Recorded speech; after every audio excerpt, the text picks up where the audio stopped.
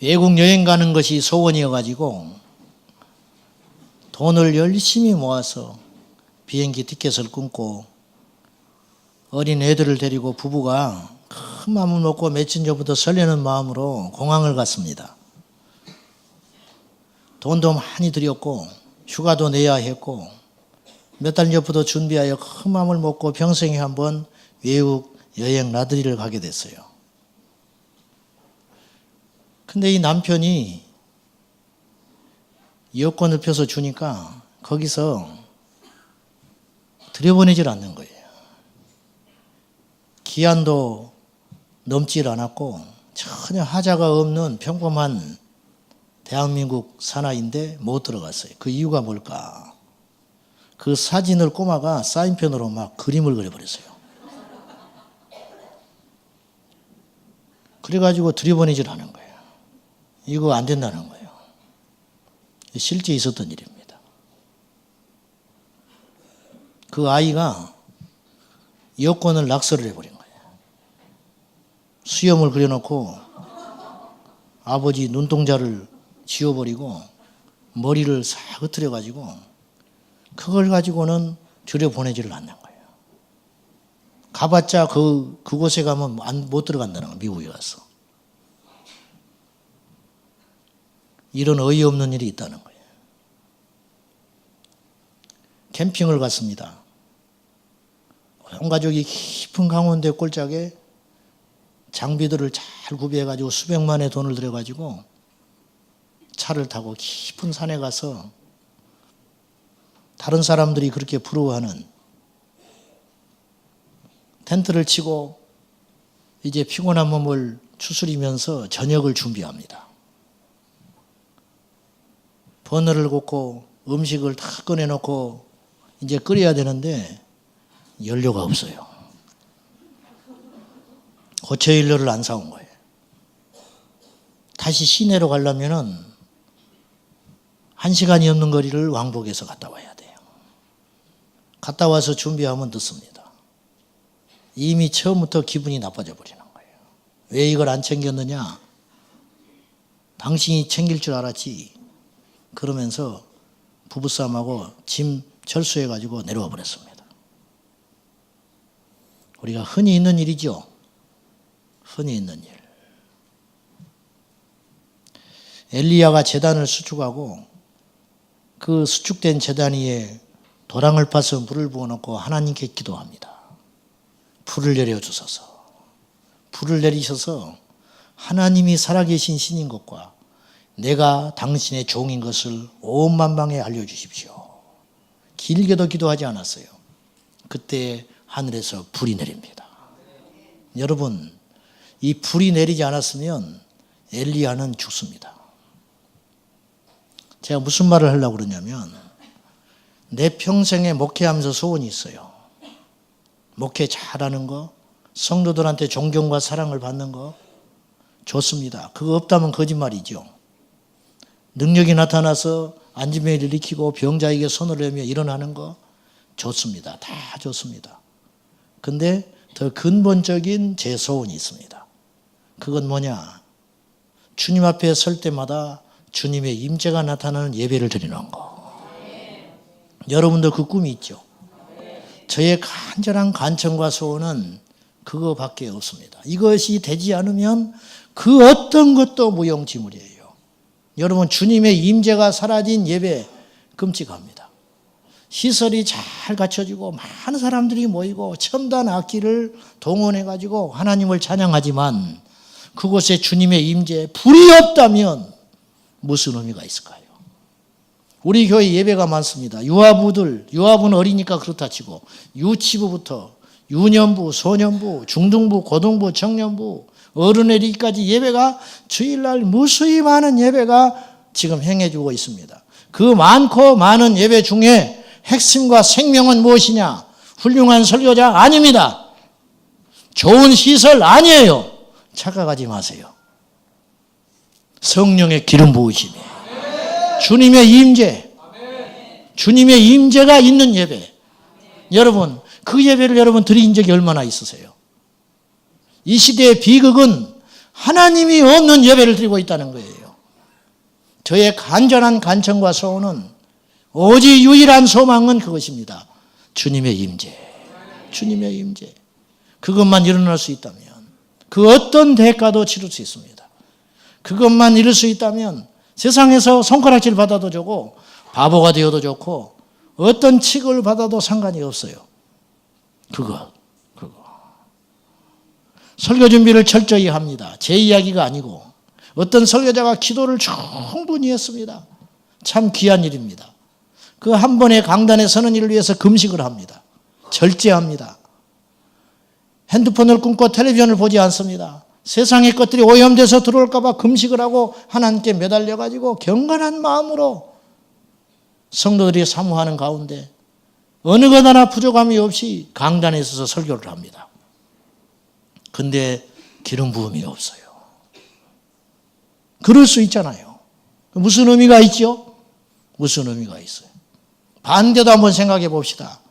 이 목회자가 얼마나 분주하고 바쁜지 설교를 충실히 준비하지 못했습니다. 하나님께 죄송한 마음과 간절한 마음을 가지고 강단에 섭니다. 에어컨이 망가져서 찬바람이 나오지 않아요. 찜통입니다. 조명은 꺼져서 번쩍번쩍합니다. 아이들은 왔다 갔다 해서 주의를 산만하게 합니다. 아주 그런 열악한 환경. 근데 그 설교자가 말씀을 던질 적에 주의 성령의 역사가 일어납니다. 그럴 수도 있는 일이잖아요. 그럴 수도 있는 일이잖아요. 더운 게 뭐가 중요해요? 아이들이 왔다 갔다 하는 소음, 그 소동거리가 뭐가 중요하겠어요? 주님의 임재. 저는 이런 예배가 기억이 나요. 제가 신학 2학년 때인가 1학년 때인데 개척교회를 제가 도와주고 있었습니다. 뭐 도와준다는 표현이 건방진 말이지만은 개척교회를 제가 일부러 그 교회를 섬기려고 기숙사를 안 들어가고 남의 눈칫밥을 먹으면서 그 교회를 2년 섬겼어요. 제 할 말은 아니지만 제가 참 순수한 사람입니다. 이래봬도. 지금은 너무 많이 망가져 버렸어요. 사실은. 지금은 너무 많이 몹쓰게 돼버렸어요.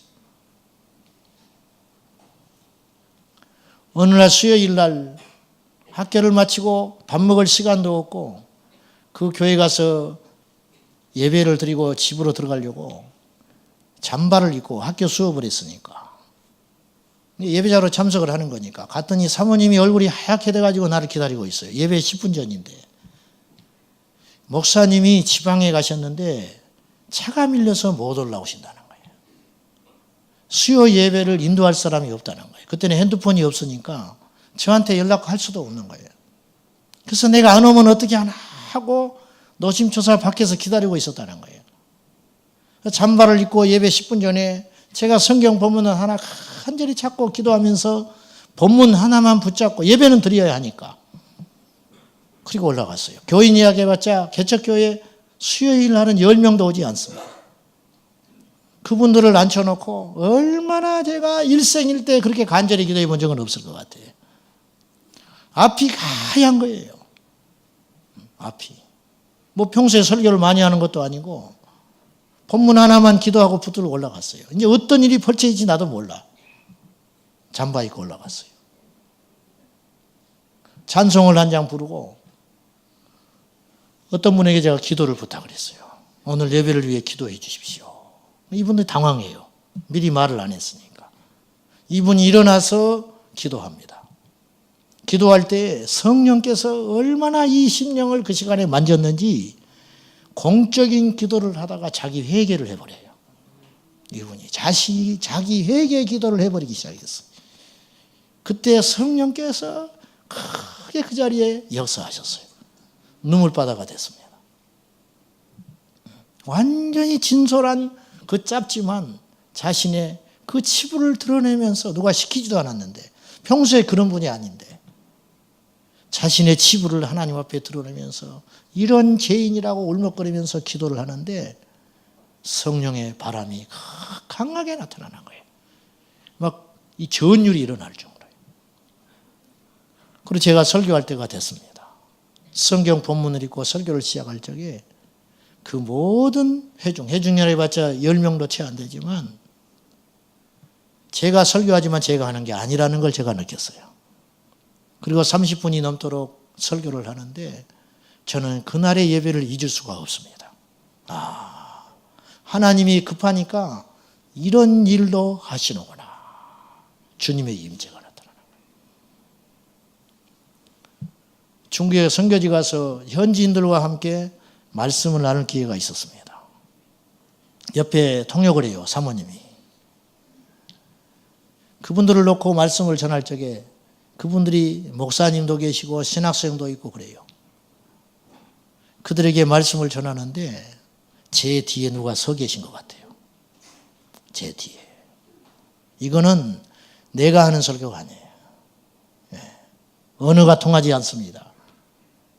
무슨 이게 통역을 해서 가면 반감될 거 아니에요. 사모님이 웁니다. 나는 왜 우는지 몰라요. 저는 이것이 하나님의 임재라고 믿습니다. 여러분이요, 인위적으로 그런 걸 만들 필요가 없어요. 감정을 조장하자는 뜻이 아니에요. 그 억지로 되는 게 아니에요.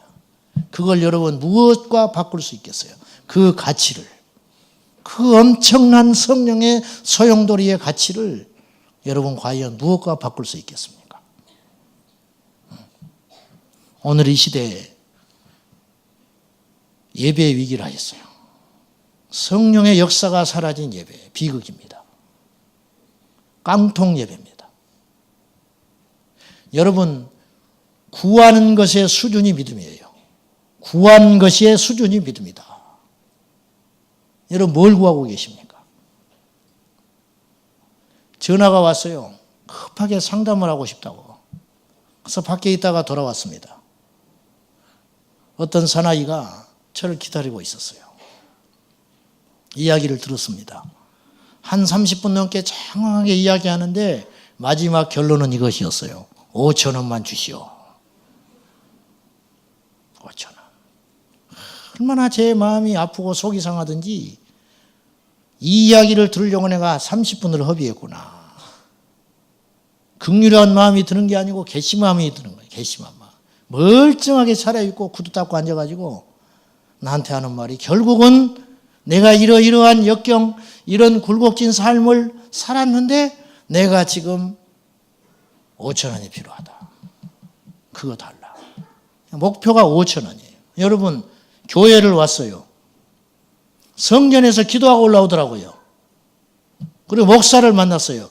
교회에서 목사를 만났는데 구하는 것이 예수 그리스도가 아니에요. 5천 원. 5천 원만 다오. 어떻게 속이 상해서 안 줘버렸어요.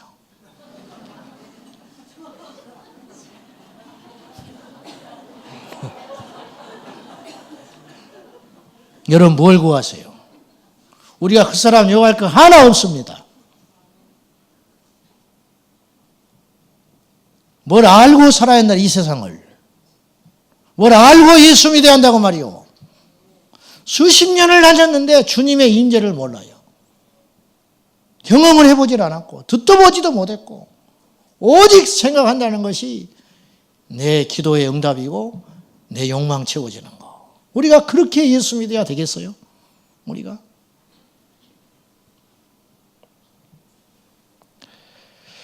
베드로와 요한이 안지명이를 만나서 이런 말하지요. 지난주에 그 말씀 우리가 나눴잖아요.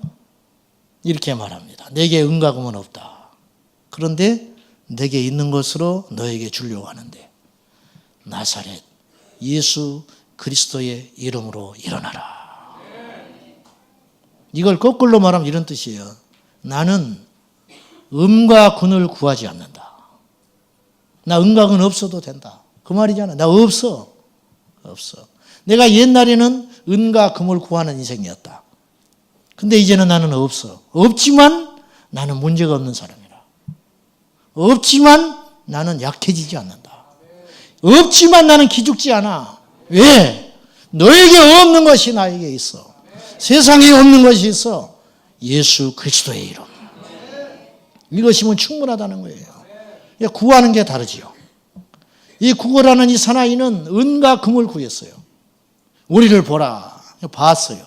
봤는데 너나 나나 뭐 별 차이 없어요. 너나 나나 거지 같아. 베드로도 거지 같았어요. 딱 말 안 해도 알아. 은과금 없는 줄 알겠어. 우리를 보라. 보는 순간 실망했을 거예요. 뭐 대단한 걸 줄 알고 보라 그래 놓고 하는 말이 은과 금은 없다. 없는데 왜 쳐다보라고 그래. 바쁜데 말이지. 근데 나에겐 있는 놀라운 것이 있어. 나사렛 예수 그리스도의 이름. 뭘 아는 거지요. 베드로가. 여러분 우리가 이러한 마음으로 이런 믿음으로 이런 당당함으로 이런 힘으로 이 세상을 살아간다면 귀신이 우리를 어떻게 건드립니까? 세상이 우리를 어떻게 건드려요? 감히 우리를 어떻게 건드냐 말이에요. 그놈은 은과 금 때문에 무너집니다. 은과 금 때문에 예수 이름 버립니다. 거꾸로 됐지요. 거꾸로 됐어. 구하는 것의 수준을 바꾸라고 말이에요. 구하는 것을. 가난해도 괜찮아요. 정말입니다. 정말. 여러분 돈 쫓아가는 인생 산다고 해서 돈이 쫓아오는 거 아니에요. 그냥 주님만 추구하고 가면 주님이 어느 날 내게 필요하면 주시는 거예요. 자식이 부모의 마음을 기쁘게 하면 자식이 구하지 않아도 부모는 다 줘요. 마치 그것이 하나님과 우리 사이도 똑같다는 거예요. 그래서 그의 나라와 그의 의를 구하라. 그래 이 모든 것을 너에게 주겠다. 이 모든 걸 구해라. 그러면 내가 준다. 그러지 않았잖아요. 그의 나라와 그의 의를 구하라. 주님만을 구해라. 교회는 주님의 임재가 있어야 돼요. 주님의 임재. 어떤 목사님 말씀 들어봤더니 자기 충청도 산골에 가면 숫자를 말하자는 게 아니고 3,000명 모이는 교회가 있답니다. 3,000명. 어떻게 이 산골짜기에 3,000명이 오는가? 주일이면 장관이라는 거예요. 그 논두렁길을 차들이 가는데 장관이라는 거예요. 어떻게 3,000명이 모이는가? 이 목사님은 하나의 신념이 있었대요. 믿음이지요. 복음만 있으면 사람들이 온다. 복음이 있으면 사람들이 온다. 본질을 잡은 거라는 거예요. 본질. 여러분 교회에 와서 예수님만 생각하세요. 교회에 와서 회의할 생각하지 말고 교회에 와서 왜 회의만 하고 앉아있냐고. 귀한 시간에 회의도 하긴 해야지. 나도 8시 와서 회의했으니까. 왜 교회에 와서 다른 비본질적인 걸 붙잡고 그렇게 에너지를 낭비하고 씨름하냐고 말이요. 응? 죄송하지만 내가 하나 예를 들기 위해서 내가 전도사를 했으니까 교육부서 예배 전에 선생님들 모입니다. 다른 거 필요 없습니다.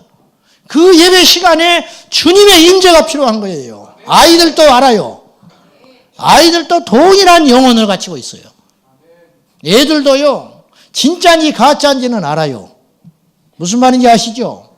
애들도 이 예배가 진짜인지 쇼인지는 안다고. 애들도 우리 선생님이 나를 내 영혼을 사랑하는지 시간만 때우고 있는지 안다니까요. 그래서 우리에게 필요한 게 뭐냐? 주님의 임재다.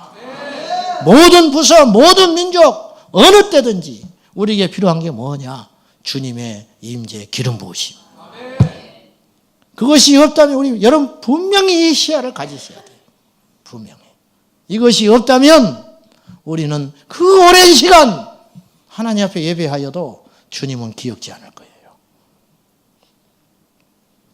주님의 임재가 사라진 공동체, 주님의 임재가 사라진 개인은 오직 인간의 냄새와 방법과 철학만 남아요. 그럴 수밖에 없습니다. 왠지 아세요? 사람이라는요 반드시 누군가에 붙잡혀 살게 마련이에요. 오늘 여러분을 붙잡고 있는 것이 있어요. 어떤 사람은 세상의 것이 여러분 붙잡고 있어요. 어떤 사람은 근심이 꽉 붙잡고 있어요. 어떤 사람은 욕심이 붙잡고 있어요. 어떤 사람은 질병이 붙잡고 있습니다. 어떤 사람은 자식이 여러분을 붙잡고 있어요. 어떤 사람은 귀신이 붙잡고 있는 사람도 있을 수 있어요. 그런 거 있잖아요.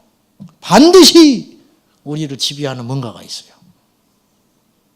주님의 임재가 사라지면 그 빈자리는 고스란히 빈 게 아니고 뭔가가 채워져요. 오늘날 교회에서 말이에요. 초대교회에는 주의 영이 충만했잖아요. 할렐루야. 초대교회는 주의 영이 충만했기 때문에 다른 게 못 들어오는 거예요. 그래서 인간의 사고와 철학과 인간의 프로그램이 못 들어온 거예요. 오직 주님이 지배하니까. 누가 거기를 들어오겠어요? 근데 로마가 기독교를 공인하고 국교로 삼은 다음에 이게 기독교 신앙이 세상과 물들기 시작하는 거예요. 세상과 하나님은 짝하여 섬길 수 없습니다. 성령이 떠나시는 거예요. 그러면 그 떠난 빈 자리에 뭔가가 들어오기 시작해요. 그게 뭐냐? 조직이 들어오고, 교권주의가 들어오고, 신학이 들어오고, 인간의 허울 좋은 이론들과 철학들이 그 자리를 지배하는 거예요. 조직도 있었고요, 질서도 잡혔고요, 체계도 잡혔고요, 우람한 성전도 가졌는데요, 영혼들은 죽어가는 거예요. 왜냐? 주의 임재가 없는 거예요. 그래서 제가 자주 말하지만 중세 천년은 가장 교회가 화려했음에도 불구하고 그 구조 속에서 가장 많은 사람들이 지옥 간 시대였다. 저는 그렇게 봅니다. 교황 중에 몇이나 천국 갔을 것 같습니까? 교황 중에 몇이나 천국 갔을 것 같아요. 그 미사, 그 화려한 성 베드로 성당에서 그들이 화려한 음악과 그 화려한 그 건물 속에서 아름다운 목소리로 찬양을 하고 예배할 적에 바늘 하나 떨어지지도 못할 만큼 그 숨죽인 그 구조 속에서 겉으로 보기에는 화려하고 경건했지만 과연 주님의 임재가 있었는가?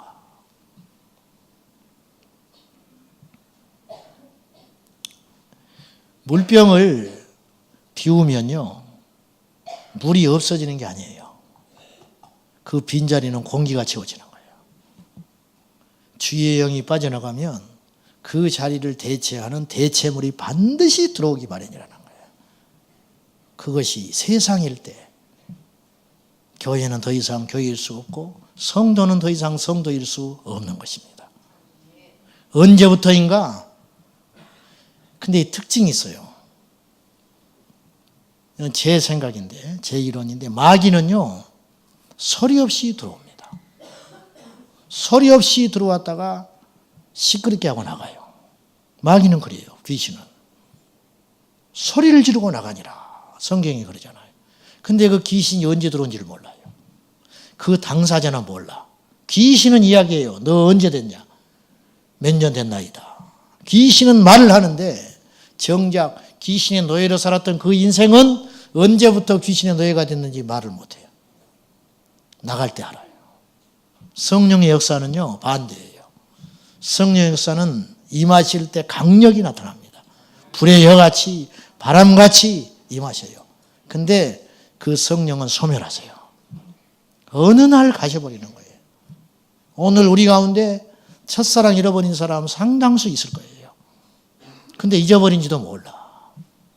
언제부터인가 기도가 괴로운 사역이 되고, 언제부턴가 예배가 노역이 되고, 언제부턴가 찬양할 적에 입술이 움직이질 않는다.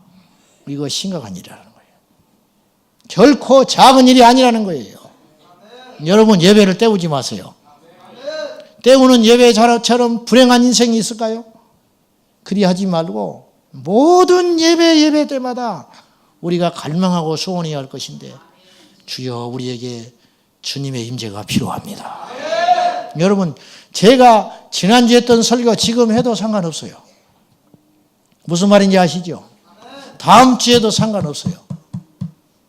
성경 창세기부터 쭉 그냥 50장까지 다 읽고 예배 맞춰도 상관없어요. 주님의 임재가 일어날 수만 있다면 상관없어요. 상관없어요. 어떤 대단한 유명한 자가 이 강단에 서서 설교를 한다 할지라도 그 속에 성령의 임재와 기름 부으심이 없다면 그 예배가 과연 우리에게 무슨 의미가 있겠습니까?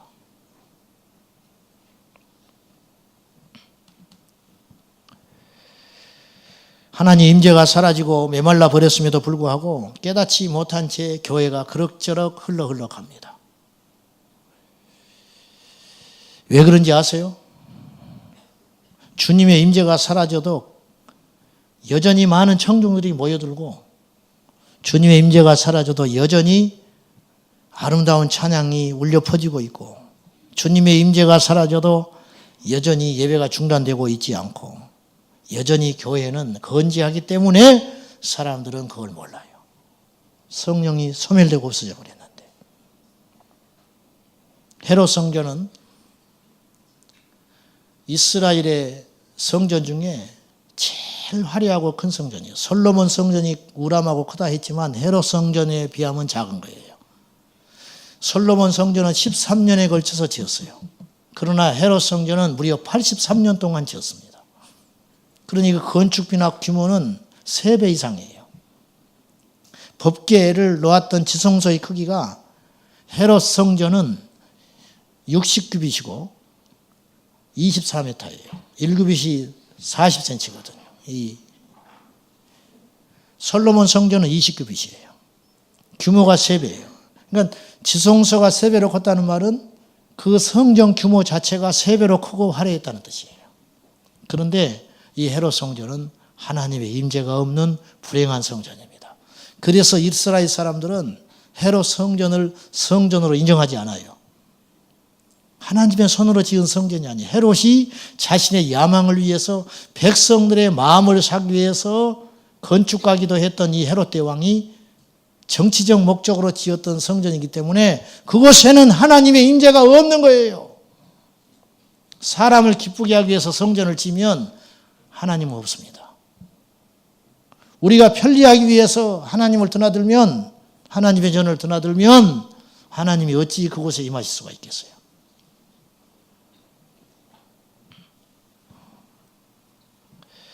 주님의 임재가 있는 예배 현장에는 특징이 있습니다. 첫째, 하나님을 향한 두려움이 회복이 돼요. 하나님을 향한 두려움이 회복이 돼요. 모세가 호렙산에 갔는데 떨기나무에 불이 붙었는데 연기가 나지 않아요. 분명히 불이 붙었는데 나무가 타지 않아요. 팔레스타인 그 건조한 기후에서는 제가 볼 때 이런 일은 흔한 일이에요. 불이 자연 발생적으로 일어나요. 건조하니까, 메마르니까. 근데 오늘 이 광경은 놀라운 일이에요. 그래서 이 큰 광경을 보리라. 모세가 그걸 구경하러 갑니다. 그 길은 새삼스러운 길이 아니에요. 여러분 40년을 광야에서 양을 쳤어요. 안 가본 곳이 있겠습니까? 뻔한 길인데. 근데 그날 그 걸음은 달랐어요. 자기의 눈앞에 펼쳐진 이 엄청난 역사. 떨기나무에 불이 붙었는데 연기가 나지 않고 타지 않는다. 그게 뭐냐? 주님의 임재. 그리고 주의 음성이 들려요. 네 발에서 신을 벗어라. 네가 선 곳은 거룩한 곳이니라.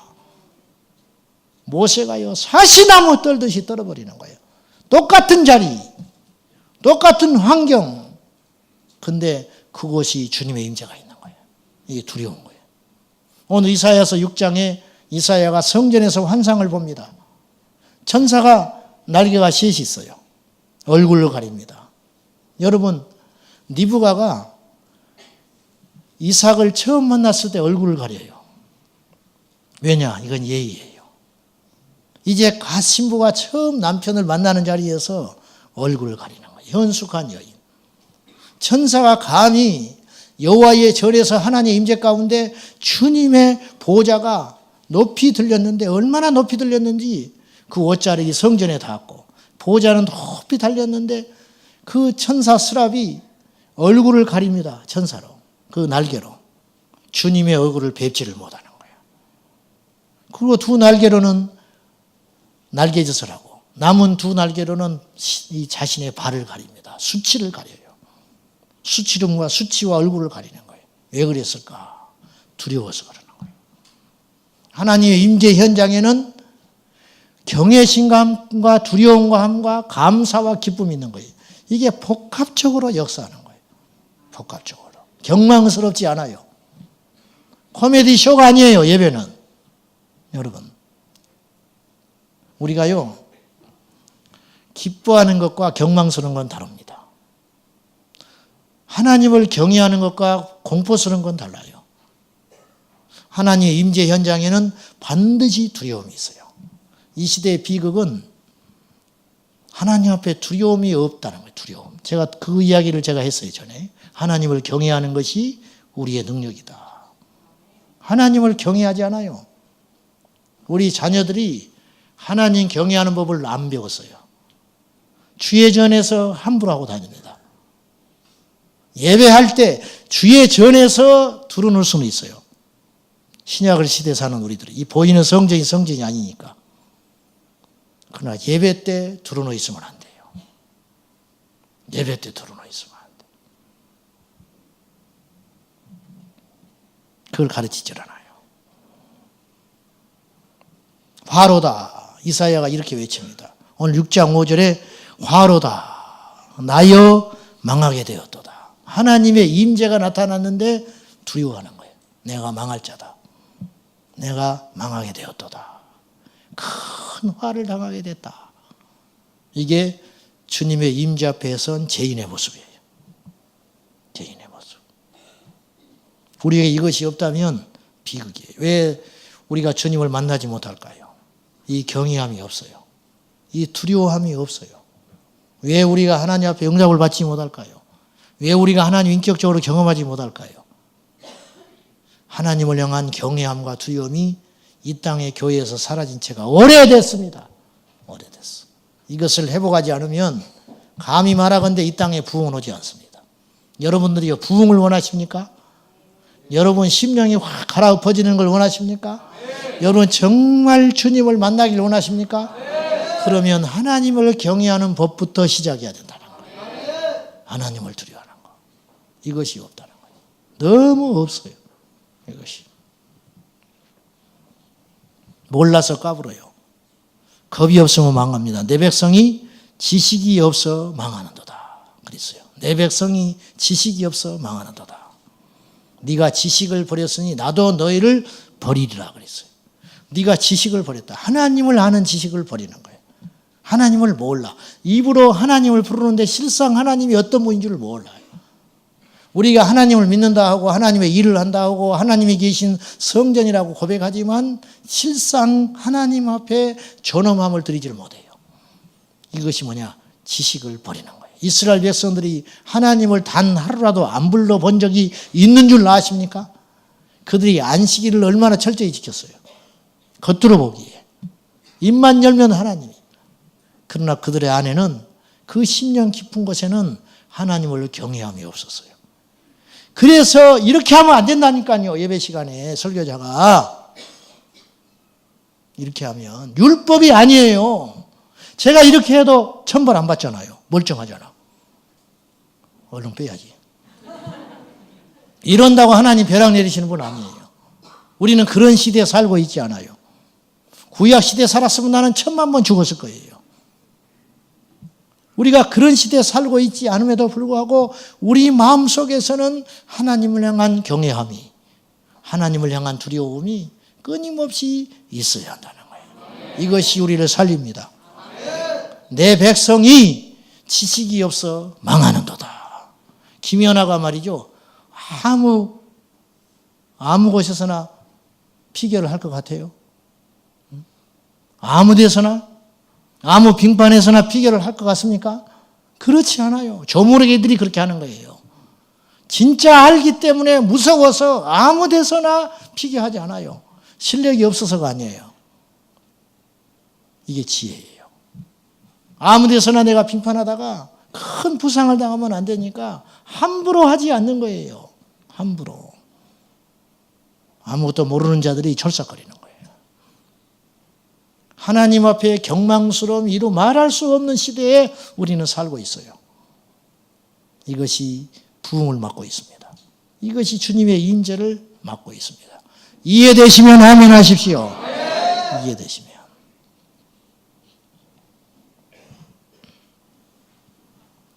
두 번째는 주님의 임재가 있으면 반드시 변화가 일어납니다. 변화라면 죽어야 돼요. 변하려면 죽어야 돼요. 이번에 세미나를 갔더니 안호성 목사님이라고 울산 들어보셨을 거예요. 이 전도를 영혼에 대한 목마름이 정말 대단한 분이에요. 40대 초반밖에 안 된 분인데 이분이 1년 365일 집회를 하시더만요. 한 3년 4년씩 밀려 있대요. 휴가도 못 떠났대. 한 번 이분이 휴가를 가려고 하도 애들한테 미안해서 애들하고 놀아줄 시간이 없으니까 어릴 적부터 거의 7, 8년을 이러고 돌아다니니까 휴가도 못, 애들하고 같이 밥 한 번 먹어본 적이 없고, 사모님만 이 짐을 지고 애들을 키워내가지고 애들 얼굴을 잊어버리겠더래요. 그래서 어찌어찌 3일을 뺐대요. 3일을 빼가지고 몇 달 전부터 준비해가지고 애들 스케줄에 맞춰가지고 이제 온 가족이 여행을 간 거예요. 근데 그 여행 가기 전에 집회를 갔는데 어떤 사모님이 가운데서 철철철 울고 앉아 있는데 마음이 동해서 견딜 수가 없더라는 거예요. 그래서 만났는데 이 사모님 교회가 2단에 넘어가기 직전이에요. 교회가 망해가지고. 그래서 자기의 이 마음에 이 불끄는 열정이 있어가지고 도저히 견딜 수 없어서 제가 사모님 교회 사실은 너무 급한데 3년 있다, 제가 3년 있다 사모님 교회에 간다고 그랬더니 그때는 우리 교회 없어져 버린다는 거예요. 3년이 지나면 우리 교회는 없어질지 모릅니다. 2단에 넘어갑니다. 다음 주에 3일 있잖아요. 그래서 그러면 다음 주 3일을 제가 가겠습니다. 그러니까 이 교회가 용인이더래요, 다행히. 가지고 낮에는 용인 에버랜드 갔다가 저녁에 몰래 나와가지고 저녁에만 집회를 3일 했더라. 그 교회가 살아났어요. 그 교회가. 참 대단하지요. 박수 받을 만하지요. 근데 이런 분인데 이분이 감리교 목사님 아들인데 그 길을 순종을 하지 않았어요. 목회 길을 가지 않고 영국으로 유학을 가요. 어느 날 어렵게 고생하면서 공부를 해가는데 몸이 안 좋아서 고국에 들어왔더니 배가 아파서 들어왔더니 병원에 갔더니 이 뱃속에가 고름이 꽉 차가지고 염증이 꽉 차서 못 산다 그러더래요. 장기들이 흐물흐물해져 버리는 거예요. 이 염증이 오래돼가지고. 가지고 병원에 누워있는데 임종예배만 7번 받대요.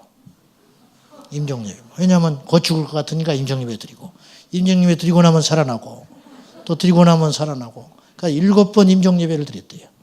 근데 어느 날 몸무게가 38kg까지 빠져들어가는데 키가 제법 크시더라고요. 근데 38kg 몸무게가 빠져들어서 죽어가는데 자기 옆구리를 뚫어가지고 거름을 빼는 거예요. 근데 이 거지 옆에서 구멍이 뚫려가지고 냄새가 나오는데 시체에 썩은 냄새.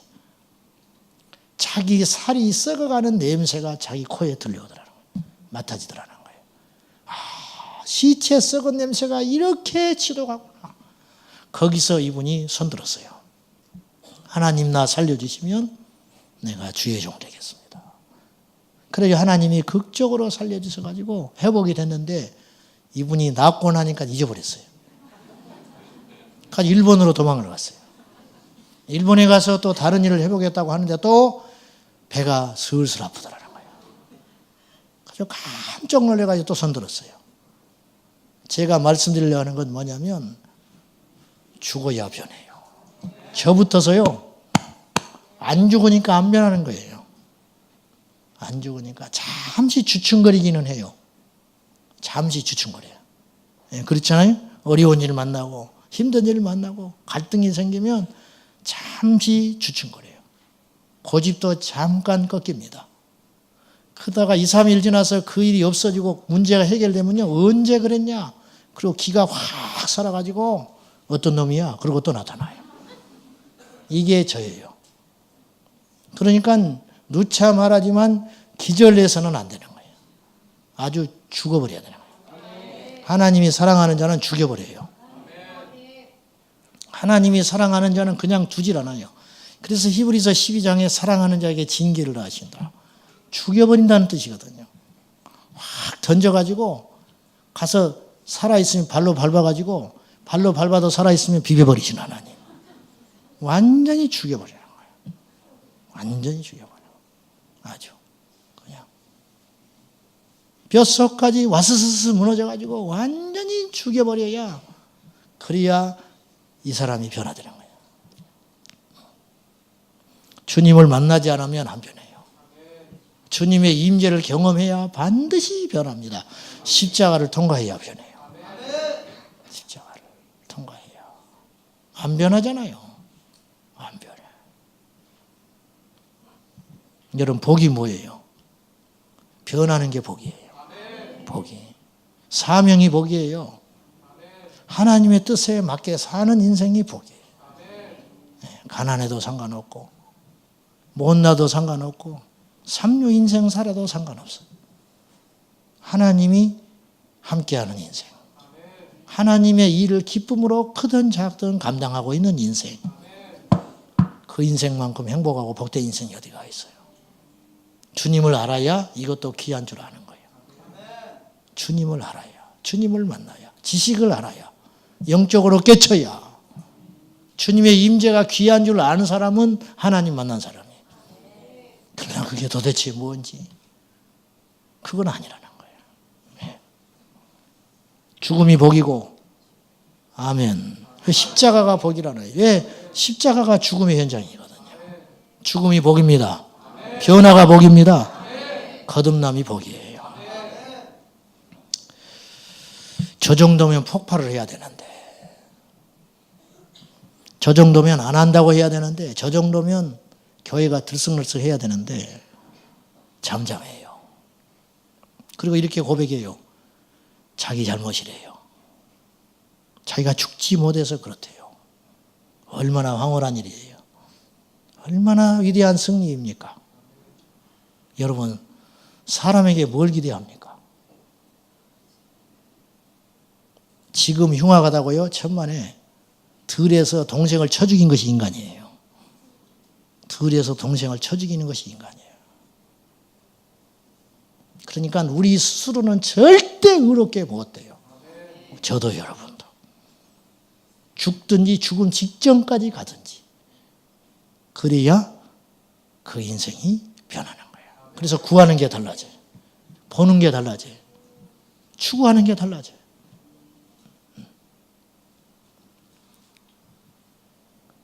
마지막으로 부탁드립니다. 주님의 임재에 대한 목마름을 회복하십시오. 그것이 시작이에요. 시작. 주님의 임재 현장에는 목마름이 있어요. 갈급함이 있습니다. 모세가 목말라 합니다. 40년을 광야에서 목말라 해요. 그리고 호렙산에서 주님이 그 인생을 만나줘요. 엘리야가 갈멜산에서 목말라 합니다. 불이 임하지 않으면 죽어요. 초대교회 성도들이 문을 닫아놓고 목숨 걸고 목마르게 하나님을 찾습니다. 성령 받지 않으면 이들은 죽어요. 약속하신 것을 기다리라. 주님이 그리하고 가셨잖아요. 그 약속한 것을 주십시오. 기도에 전혀 힘쓰니라. 기도 외에는 할 것이 없는 사람. 그것이 복이에요. 기도 외에는 할 것이 없는 사람. 어쩌면 그럴 수가 있을까? 사랑하는 여러분, 오늘 모이신 여러분은 충분합니다. 여러분이 한마음 한뜻 돼서 이 밤에 주님의 임재를 사모하고 구하면 정말 놀라운 일이 일어날 것 같습니다. 주님의 임재에 대한 목마름이 있는가? 오시지 않으면 나는 죽습니다. 기름 부어주시지 않으면 나는 끝입니다. 망하는 정도가 아니라 나는 내 인생은 완전 여기서 끝장입니다. 그런 결사적으로 매달리는 현장에는 주님의 임재가 있다는 거예요. 여러분, 어떻게 기대감이 없이 예배 드릴 수 있죠? 어떻게 때우는 예배를 드릴 수 있죠? 어떻게 예배 시간에 노닥거릴 수가 있죠? 어떻게 눈물 없이 찬양할 수 있죠? 봉사자들, 교회 종들, 주의 종들, 유아실에서 예배하는 여러분들, 아이들이 목적이 되면 안 돼요. 애들이 뭔데요? 애들이. 그것하고 이것하고 무슨 차이가 있는데요? 영상으로 예배를 본들 무슨 차이가 있습니까? 우리 마음이 하나님을 구해야 돼요. 애들 떠드는 거 놔두세요. 관심을 갖지 마세요. 내가 주님을 만나는데, 그게 무슨 상관이 있어요? 핸드폰 새로 출시되면 사흘씩 그 앞에서 텐트 치고 있는 얼빠진 인간들이 있어요. 한 달 있으면 살 걸 뭐하러 사흘씩 가서 텐트 치고 주저앉아가지고 옆에서 손가락질해도 개의치 않습니다. 비가 와도 우산 받치고 있어요. 지나간 사람이 웃고 하나 귀에 들어오잖아요. 목표는 하나. 내가 1번으로 핸드폰 개통한다. 왜 우리가 주님 못 만납니까? 주님이 목적이 아니에요. 그냥 대충 하다 가는 거예요. 리차드 포스터가 그런 말 했다니까요. 이 시대의 비극은 대충주의다. 대강, 예배 대강들이에요. 예배 대강. 찬양 대강, 기도 대강이에요. 대강. 그래 하나님 우리를 대강 보시는 거예요. 대충. 마지막인 것처럼 찾으시라고 말이에요. 마지막 예배인 것처럼. 필사적으로. 죽을 자처럼 찾으라고 주님을. 다른 길이 없는 자처럼 주님을 찾으시라고 말이에요. 다른 길이 없다. 오늘이 아니면 끝이라는 각오와 결단으로 주님을 찾으라는 거예요. 더 이상 부를 수 없는 찬양인 것처럼 찬양하라 그 말이요. 후두암 걸린 환자가 수술을 앞두고 이제 당신 이 성대에 만져서 수술하면 너무 이 부위가 크기 때문에 목소리를 잃을 수 있다. 50%. 예전 목소리는 얻을 수가 없고 마지막이다. 수술하기 전에. 그때 만약에 그 성악가가 노래를 한다면 어떤 모습으로 노래하겠습니까? 어떤 모습으로? 제가 목소리 잃게 돼가지고 마지막 설교를 한다면 제가 어떤 설교할 것 같으세요? 그 각오와 결단으로. 어려운 설교 안 할 거 아니에요. 중요한 설교할 거 아닙니까? 전부 내 인생에 전부를 들여서 마지막으로 할 수 있는 그 설교. 설교자가 그런 자세로 설교하고 설교를 듣는 청중은 내 인생의 마지막 설교를 듣는 자세로 그 설교를 듣고 그러면 어찌 역사가 안 일어나겠냐고 말이에요. 열심이 아니에요. 제가 말하는 건 열심이 아니에요. 그렇게 열정으로 하나님을 구하면 들어주신다. 그런 차원의 말을 하는 게 아니에요. 목마름이 있는가? 애통함이 있는가? 네. 연극하지 마시기 바랍니다. 예배를 쇼하지 마세요. 사람 보지 마세요. 우리 주님을 구하고 주님을 찾고 예배 후에 우리가 무심코 올라가서 한마디씩 합니다. 기도 시큰하고 올라가서 하는 말이 툭 던지는 말이 아이고 졸려서 혼났네. 오늘 되게 혼났네.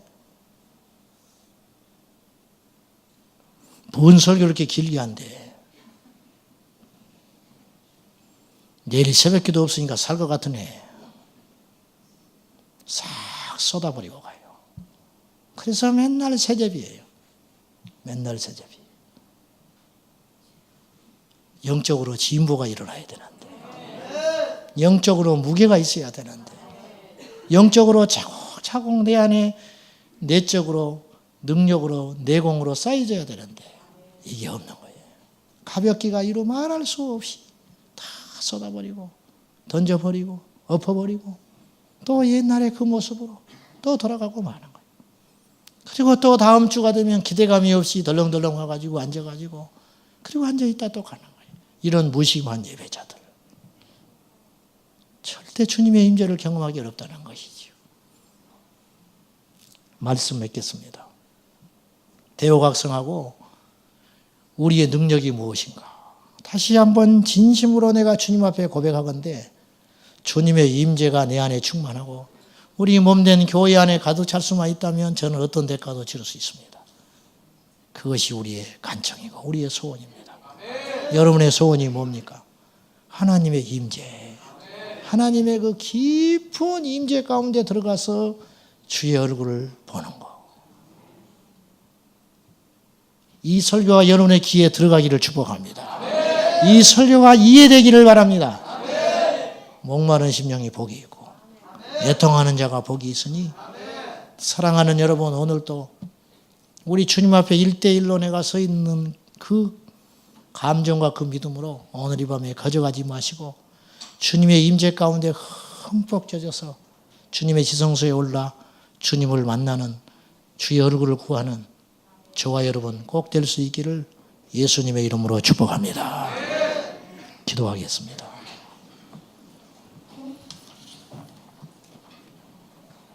하나님, 우리에게 유일한 소망이 있다면, 소원이 있다면 주님의 임재입니다.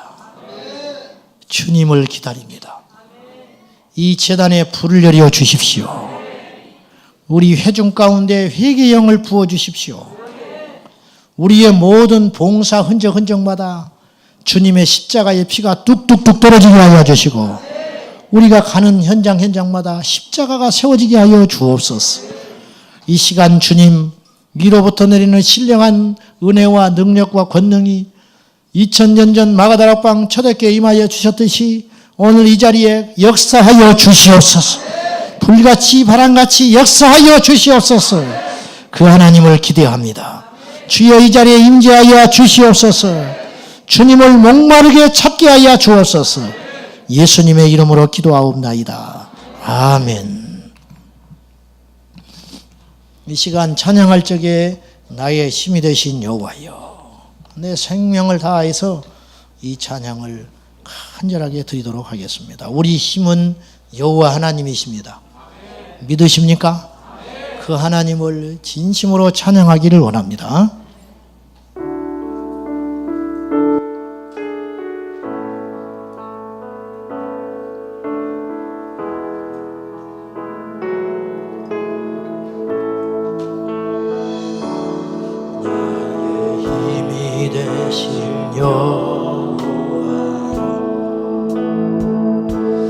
내가 주님을 사랑합니다. 주는 나의 반석이시며 나의 요새시라. 주는 나를 건지시는 나의 주 나의 하나님, 나의 귀한 아이시여, 나의 방패시라. 아멘. 나의 하나님,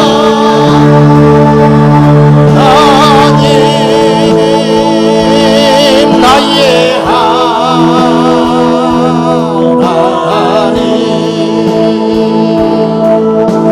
구원의 불이시여, 나의 산성이 하나님을 찾으라. 나의 하나님,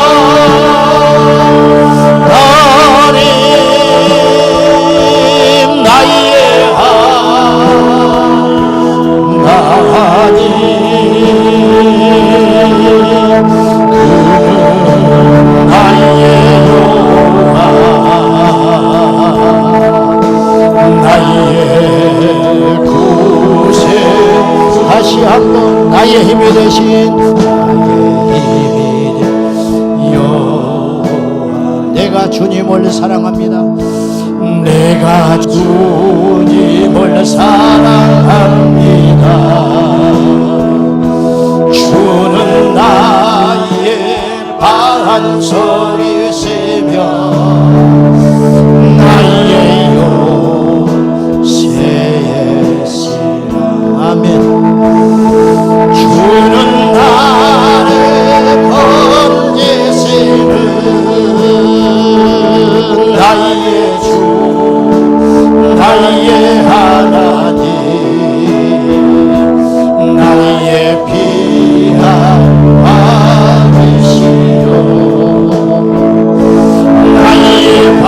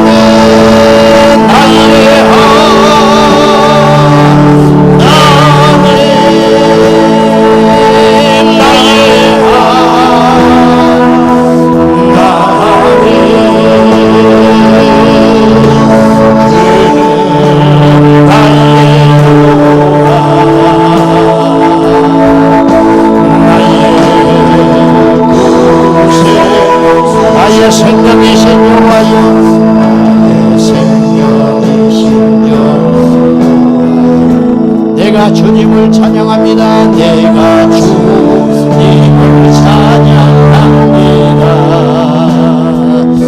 주는 나의 사랑이시며 나의 의시시고, 주는 나를 이끄시어 주의 길 인도하시며 나의 생애 목자 되시니 내가 다 두 손 들고 하나님을 찾으러 나의 하나님,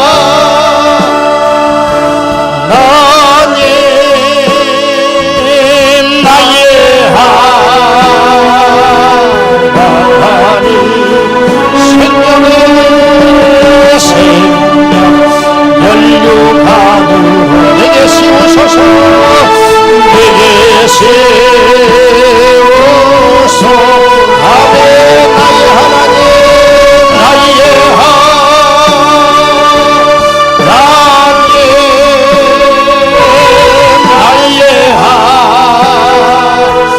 나의 하나님, 그는 나의 여호와, 나의 구, 나의 예수님, 나의 예수님, 나의 예수님, 아멘. 나의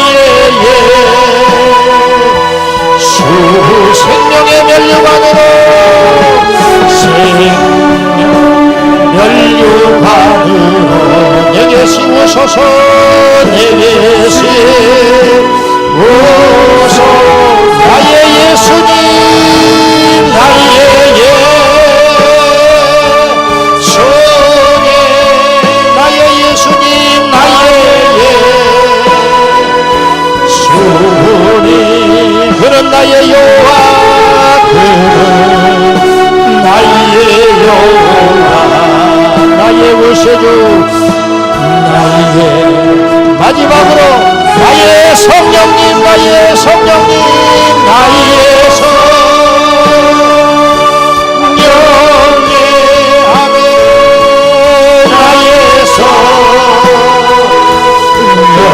생명의 면류관으로 생명의 면류관으로 내게 씌우소서, 내게 생명을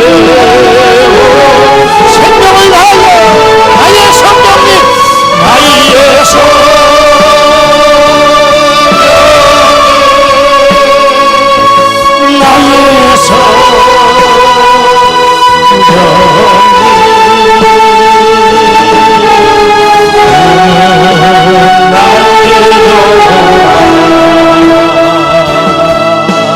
나의 다같이 주님 손을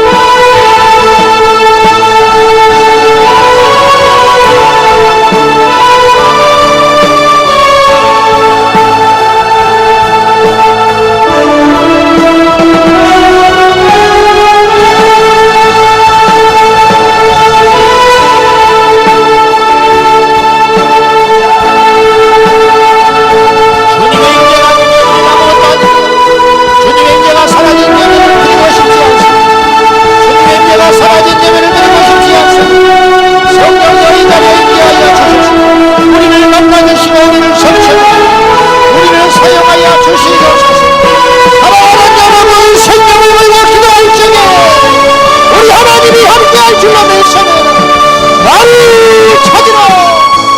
주를 찾으라. 주를 찾으라. 그리하면 살리라.